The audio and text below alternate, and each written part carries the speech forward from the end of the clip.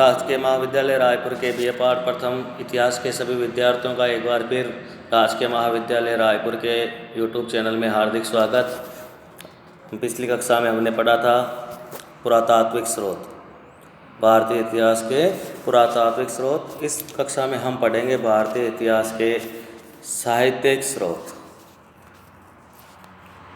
प्राचीन भारतीय इतिहास के साहित्यिक स्रोत। साहित्यिक स्रोत के अंतर्गत आपको पता है कौन कौन सी चीज़ें आ जाती है, साहित्य में क्या क्या चीज़ें आती हैं। साहित्य में हम देख सकते हैं व्याकरण है, कथा है, कहानी है, महाकाव्य हैं, काव्य हैं, खंड काव्य हैं। ये सभी जो चीज़ें हैं या किसी की जीवनी है, तो ये सभी चीज़ें साहित्य के अंतर्गत आती है। तो प्राचीन भारत के जानकारी प्राप्त करने में साहित्य का बहुत महत्वपूर्ण योगदान है। साहित्यिक स्रोत तो में जो उल्लेख किया गया है उनको हम पुरातात्विक स्रोतों से उनकी पुष्टि करते हैं और फिर इनको इतिहास में हम शामिल करते हैं। तो प्राचीन भारतीय इतिहास को जानने में साहित्यिक स्रोतों का बहुत महत्वपूर्ण योगदान है। प्राचीन भारत के इतिहास के संदर्भ में सर्वाधिक साहित्यिक महत्वपूर्ण जो स्रोत है वो साहित्यिक स्रोत है भाई, क्योंकि ज़्यादा स्रोत पुरातात्विक स्रोत एक सीमा तक हमको प्राप्त होते हैं, उनकी संख्या कम है, जबकि साहित्यिक स्रोतों से हमें प्राचीन इतिहास के बारे में ज़्यादा जानकारी हमें मिलती है। प्राचीन काल में पुस्तकें हाथ से लिखी जाती थी। हाथ से लिखी गई इन पुस्तकों को पांडुलिपि कहा जाता था, जो किसके ऊपर लिखी जाती थी? ताड़पत्रों के ऊपर, भोजपत्रों के ऊपर, क्योंकि प्राचीन काल में कागज़ का आविष्कार नहीं हुआ था।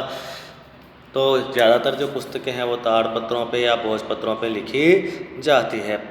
इस प्राचीन साहित्य को दो भागों में बांट सकते हैं, मोटा मोटा हम दो भागों में बांट सकते हैं। एक तो धार्मिक साहित्य और दूसरा धर्मेतर साहित्य। धार्मिक साहित्य और धर्मेतर साहित्य।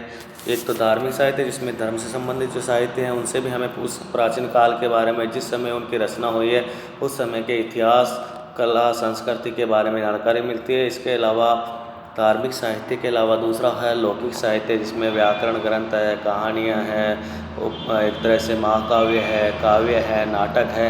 तो ये सभी जो चीज़ें हैं, अन्य जो चीज़ें हैं, उनको धर्मेतर साहित्य के अंतर्गत हम शामिल करते हैं। अब धार्मिक साहित्य है उनको भी हम अलग अलग भागों में बांट सकते हैं, जैसे वैदिक साहित्य, हिंदू धर्म से संबंधित साहित्य, बौद्ध साहित्य और तीसरा है जैन साहित्य। तो धार्मिक साहित्य के अंतर्गत देखते हैं प्राचीन भारत में प्राचीन काल में तीन प्रमुख धर्म थे, हिंदू, बौद्ध और जैन। तो तीनों धर्मों का जो साहित्य है उनसे हमें विभिन्न प्रकार के बारे में जानकारी मिलती है। इन धर्मों के विस्तार के साथ साथ विभिन्न दार्शनिकों, विद्वानों और धर्माचार्यों द्वारा अनेक धार्मिक पुस्तकों की रचना की गई। इन रचनाओं में प्राचीन कालीन समाज, संस्कृति, स्थापत्य, लोगों की जीवन शैली, अर्थव्यवस्था इत्यादि के संबंध में महत्वपूर्ण जानकारी मिलती है। धार्मिक साहित्य की प्रमुख रचनाएं निम्नलिखित है। धार्मिक साहित्य के अंतर्गत प्रमुख रचनाएं निम्नलिखित है, जिनमें पहला हम अध्ययन करेंगे सबसे पहले हिंदू धर्म से संबंधित या वैदिक धर्म से संबंधित साहित्य। हिंदू धर्म विश्व का सबसे प्राचीनतम धर्मों में से एक है। प्राचीन भारत में इसका उदय होने से प्राचीन भारतीय समाज की विस्तृत जानकारी हिंदू धर्म से संबंधित पुस्तकों में हमें मिलती है। हिंदू धर्म में अनेक ग्रंथ, पुस्तकें, महाकाव्य इत्यादि की रचना की गई है। इनमें प्रमुख रचनाएं इस प्रकार है: वेद है, वेदांग है, उपनिषद है, स्मृति साहित्य है, पुराण है, रामायण और महाभारत जैसे महाकाव्य हैं।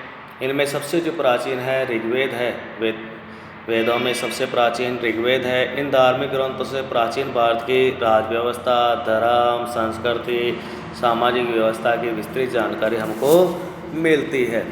वेद, हिंदू धर्म में वेद अति महत्वपूर्ण साहित्य है, क्योंकि सबसे प्राचीन धार्मिक साहित्य हैं और इनकी कुल संख्या 4 है: ऋग्वेद, यजुर्वेद, सामवेद, अथर्ववेद।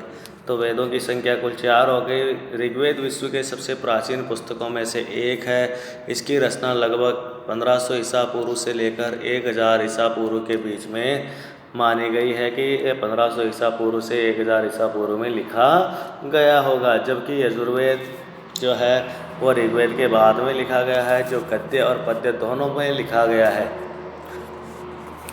यजुर्वेद, सामवेद और अथर्ववेद ये जो तीनों वेद हैं, इन तीनों की रचना 1000 से 500 ईसा पूर्व के समय में की गई थी। तो ऋग्वेद में देवताओं की स्तुति, यजुर्वेद में मुख्य विषय था जो यज्ञों के नियम तथा अन्य धार्मिक विधि विधान, सामवेद का संबंध यज्ञ में जो मंत्र गाए जाते थे उनका उल्लेख सामवेद में किया गया है। ये गेय शैली में लिखा गया है। इसको सबसे प्राचीन भारत का सबसे प्राचीन संगीत ग्रंथ माना जाता है। जबकि अथर्ववेद में धर्म, औषधि, रोग निवारण, जादू टोना इत्यादि के बारे में लिखा गया है।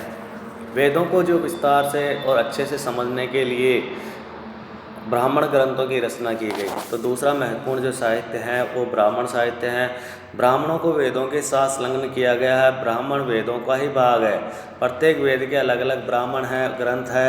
यह ब्राह्मण ग्रंथ गद्य शैली में लिखे गए हैं। किसमें लिखे गए हैं?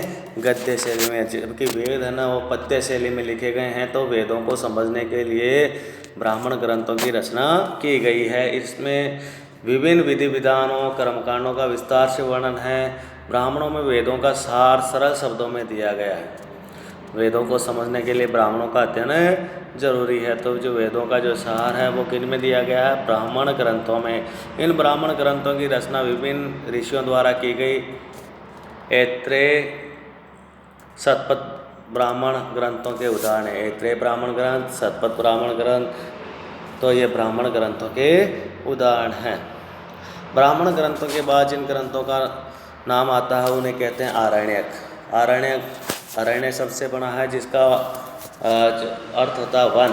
अर्थात प्राचीन काल में ऋषि मुनियों द्वारा वन में जो धार्मिक ग्रंथों की जिनकी रचना की गई है उन्हें आरण्य ग्रंथ कहा गया है। इन ग्रंथों में आध्यात्म तथा दर्शन का वर्णन है। इनकी विषय वस्तु काफ़ी गूढ़ है। यहाँ ब्राह्मण ग्रंथ साधारण भाषा में लिखे गए हैं, वहीं इनकी जो विषय वस्तु है वो गूढ़ है, दार्शनिक प्रकार की है, आध्यात्मिक प्रकार की है।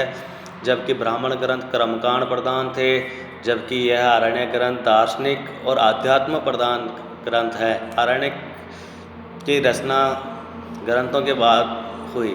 यह ग्रंथ अलग अलग वेदों के साथ संलग्न है, परंतु अथर्ववेद को किसी भी आरण्य से नहीं जोड़ा गया है। वेदांग, वेदों को समझने के लिए वेदांग की रचना की गई। वेदों के अंग, वेदों के कुल 6 अंग बताए गए हैं।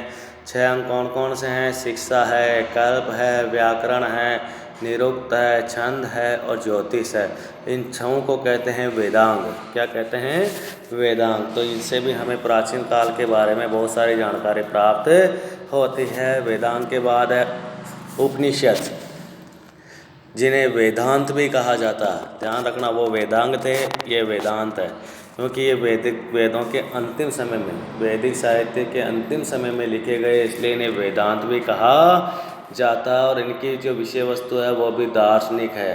दार्शनिक का मतलब क्या है कि इसमें तत्व चिंतन किया गया, जैसे आत्मा क्या है, परमात्मा क्या है, पुनर्जन्म होता है या नहीं होता है। तो ऐसे जो गूढ़ प्रश्न हैं उनका अध्ययन इसके अंतर्गत किया गया है, उपनिषदों के अंतर्गत किया गया है। इनमें कर्मकांडों का विरोध किया गया, यज्ञ जैसे कर्मकांडों का इन्होंने विरोध किया। उपनिषदों में प्रश्नोत्तरी के माध्यम से आध्यात्म वह दर्शन के विषय में चर्चा की गई है। उपनिषद श्रुति धर्म ग्रंथ है। उपनिषदों में ईश्वर और आत्मा के स्वभाव और संबंध का विस्तृत वर्णन किया गया है। यह भारतीय दर्शन की प्राचीन पुस्तकों में से एक है। उपनिषदों की कुल संख्या 108 मानी जाती है भाई। जिनमें प्रमुख है बृहदारण्यक उपनिषद, कठ उपनिषद, केन उपनिषद, ऐत्रेय, ईशा, मुंडक, छांदोग्य। ये कुछ प्रमुख उपनिषद है। इसके अलावा सूत्र साहित्य, सूत्रों का संबंध मनुष्य के व्यवहार से हैं। इसमें मनुष्य के कर्तव्यों, वर्णाश्रम व्यवस्था, सामाजिक नियमों का वर्णन किया गया है। प्रमुख जो सूत्र है वो 3 है, स्रोत सूत्र है, गृह सूत्र है और धर्म सूत्र है। इनके अलावा है स्मृति ग्रंथ, जिनमें प्रमुख है मनुस्मृति, नारद स्मृति, याज्ञवल्क्य स्मृति, है ना भाई। तो ये स्मृति ग्रंथ है, ये एक तरह से हमारे प्राचीन मानव जीवन था, उनके संपूर्ण कार्यों की विवेचना की गई है। इन्हें धर्मशास्त्र भी कहा गया है। ये एक तरह से हमारे प्राचीन काल के, प्राचीन भारत के कानून की पुस्तकों की तरह होते थे। इनमें कहानियों व उपदेशों का संकलन किया गया है। इनकी रचना सूत्रों के बाद हुई। मनुस्मृति, याज्ञवल्क्य स्मृति, सबसे प्राचीन स्मृतियाँ मनुस्मृति पर मेघातिथि, गोविंदराज और कुल्लुक भट्ट, मेघातिथि, गोविंदराज और कुल्लुक भट्ट ने इनके ऊपर टिप्पणियाँ लिखी या टीकाएँ लिखी, जबकि याज्ञवल्क्य स्मृति पर विश्वरूप, विज्ञानेश्वर तथा अप्रार्क द्वारा टिप्पणियाँ या टीकाएँ लिखी गई। ब्रिटिश शासनकाल में बंगाल के गवर्नर जनरल वॉरेन हेस्टिंग ने मनुस्मृति का अंग्रेजी में अनुवाद कराया ताकि वह भारतीय कानूनों को आसानी से समझ सके। अंग्रेजी में इसका नाम रखा था जेंटू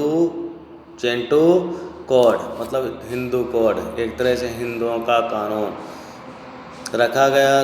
प्रारंभ में स्मृतियाँ केवल मौखिक रूप से अग्रेषित होती थी। स्मृति शब्द का अर्थ है स्मरण करने की शक्ति होता है। तो स्मृति ग्रंथ एक तरह से हमें हमारे भारत के प्राचीन कानून की पुस्तकें हुआ करती थी, जिसमें समाज और परिवार के सभी नियमों का उल्लेख किया जाता था। इसके अलावा महाकाव्य हैं। 2 महाकाव्यों की रचना प्राचीन काल में हुई है। पहला है रामायण, जिनकी रचना वाल्मीकि ने की है। प्रारंभ में इसमें 6000 श्लोक थे, परंतु समय के साथ साथ श्लोकों की संख्या बढ़ गई, फिर 12000 और उसके पश्चात 24000 तक पहुंच गई।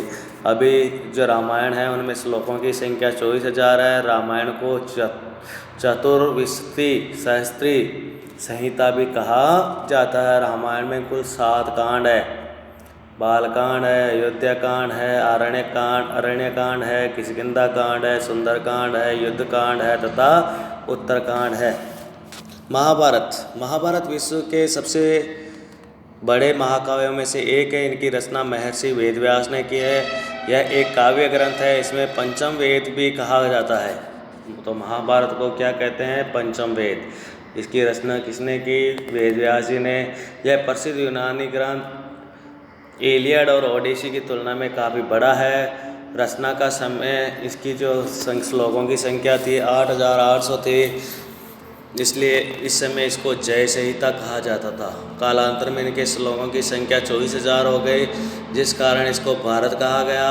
परंतु गुप्त काल में श्लोकों की संख्या 1 लाख हो गई, इसलिए बाद में इसको महाभारत कहा गया है। महाभारत को 14 अध्यायों में बांटा गया है या 14 भागों में बांटा गया। आदि, सभा, वन, विराट, उद्योग, भीष्म, द्रोण, कर्ण, शल्य, सौप्तिक, स्त्री, शांति, अनुशासन, अश्वमेध, आश्रमवासी, मौसल, महाप्रस्थानिक तथा स्वर्गारोहण। महाभारत में न्याय, शिक्षा, चिकित्सा, ज्योतिष, नीति, योग, शिल्प, विद्या इत्यादि का विस्तार से वर्णन किया गया है। तो महाभारत से भी हमें तात्कालिक समाज के बारे में जानकारी मिलती है। इसके अलावा जो महत्वपूर्ण साहित्यिक स्रोत है वैदिक धर्म से संबंधित, हिंदू धर्म से संबंधित, वह है पुराण। पुराणों में सृष्टि, प्राचीन ऋषि मुनियों, राजाओं का वर्णन है। पुराणों की कुल संख्या 18 है। प्राचीन आख्यानों का वर्णन होने से इन्हें पुराण कहा है। इनकी रचना संभवतः ईसा से 5वीं शताब्दी के पूर्व की गई थी। विष्णु पुराण, मत्स्य पुराण, वायु पुराण, ब्रह्मांड पुराण, भागवत पुराण महत्वपूर्ण पुराण हैं। इन पुराणों में विभिन्न राजाओं की वंशावलियों का वर्णन किया गया, इसलिए यह पुराण ऐतिहासिक दृष्टि से अति महत्वपूर्ण है। पुराणों में विभिन्न देवी देवताओं को केंद्र मानकर पाप, पुण्य, धर्म, कर्म इत्यादि का वर्णन किया गया है। मत्स्य पुराण में सातवाहन वंश का वर्णन है, जबकि वायु पुराण में गुप्त वंश का वर्णन है। मार्कंडेय पुराण में देवी दुर्गा का वर्णन है। इसमें दुर्गा सप्तशती का उल्लेख है मार्कंडेय पुराण में। अग्नि पुराण में गणेश पूजा की विवेचना की गई। 18 पुराणों के नाम इस प्रकार है: ब्रह्म पुराण, मार्कंडेय पुराण, स्कंद पुराण, पद्म पुराण, अग्नि पुराण, वामन पुराण, विष्णु पुराण, भविष्य पुराण, कूर्म, शिव, ब्रह्मवर्त, मत्स्य, भागवत, लिंग, गरुड़, नारद, वराह और ब्रह्मांड पुराण। विष्णु, वायु और मत्स्य और भागवत ये चार ही ऐतिहासिक दृष्टि से ज़्यादा महत्वपूर्ण हैं, जिसमें राजाओं की वंशावलियाँ शामिल है।